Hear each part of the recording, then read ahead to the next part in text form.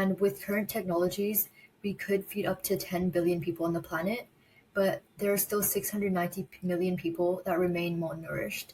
Why is that? So there are three main reasons, Scarlett, for why you have this contradiction, right? A huge contradiction. It doesn't make a lot of sense. Number one is access. So when I talk about access, I'm talking about people's ability to access food and our ability to access people with food. So, two things. And the reason I frame it like that is because there are several reasons why people can't access food and why their hunger depreciates. And then you get to the situation where, as you said right at the beginning, there are almost 1.1 million people at risk of famine or in famine today.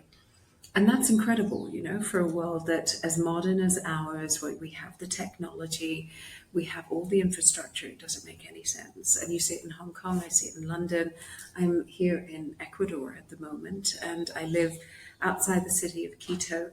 It is a beautiful place where you only have to drop a seed and it's going to grow. It's not the desert, it's not difficult to produce food.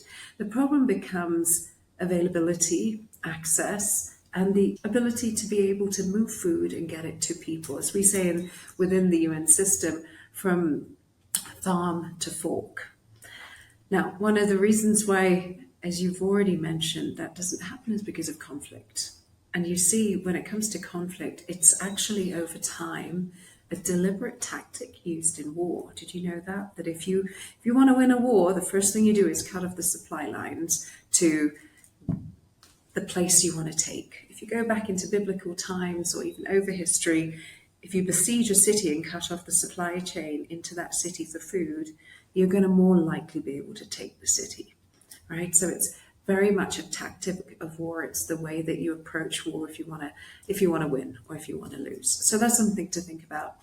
The second is that we have seen a significant change over time because of climate change. So much more weather-related shocks on our countries. Now, whether that was, I think it was 2003, and this was probably one of a huge experience for me, but the tsunamis in Asia affected Sri Lanka, Indonesia. It was pretty big, right? A lot of people were affected, and from one day you wake up and your whole livelihood, your home is washed away, and you have nowhere to go, right? You're displaced, you start over, there are no schools, but also your food your food security has completely gone. You're really thinking about how am I going to feed my family?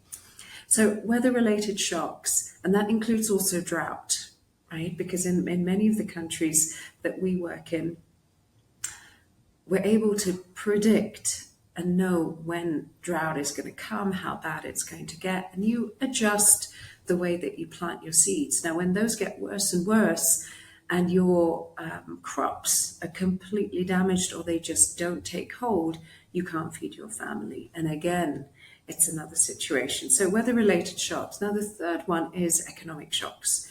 And by economic shocks, I mean when the price of food gets so high, you can't afford to buy it. And we've seen this even during COVID. Can you remember when the cost of bread in most of our countries almost doubled, right?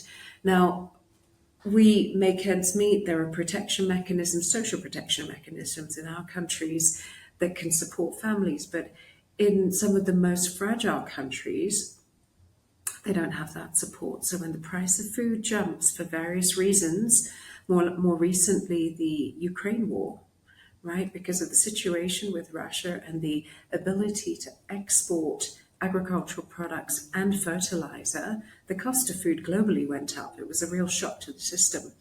And so that then has a knock-on effect, and people are not able to buy food, and they start to turn to different things. They move in search of food, or they take on different types of work. They pull their kids out of school, and it becomes a very dangerous and more difficult way to live. So three reasons why shocks are responsible for the fact that we have so many people hungry today.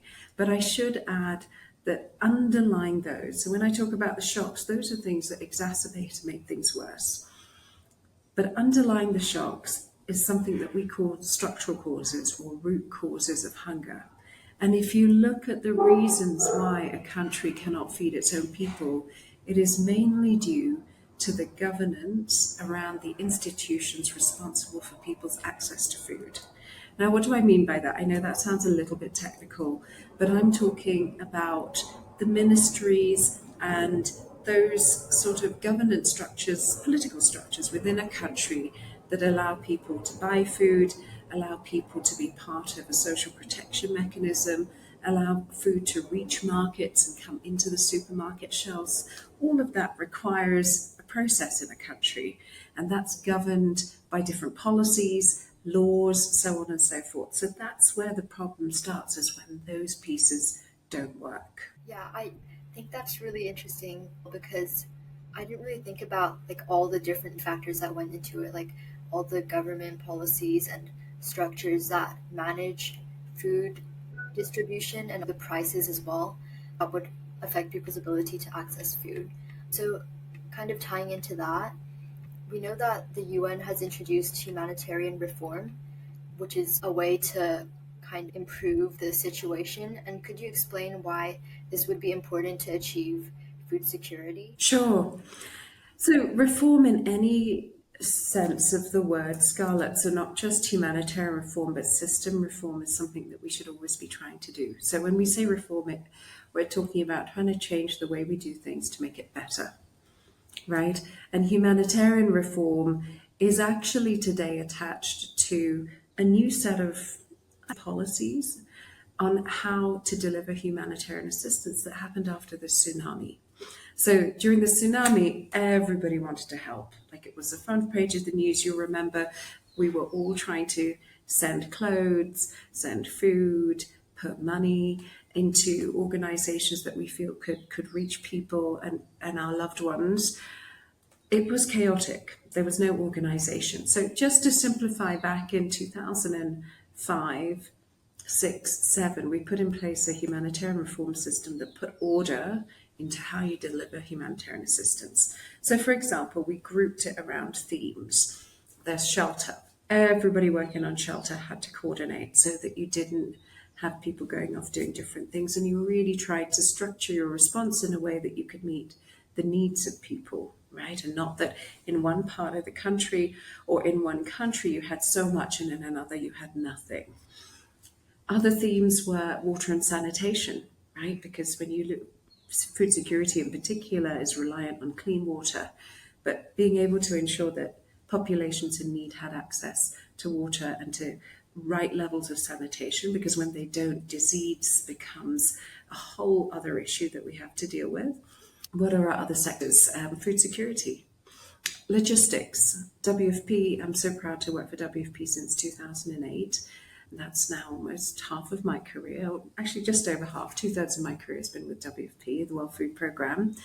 And we also have a massive supply chain. There's a reason why we're the largest humanitarian organisation in the world. It's because we have a large supply chain. So logistics and moving goods is another theme they coordinate around. So that's, Scarlett, was the reform, humanitarian reform that took place off the back of the tsunami.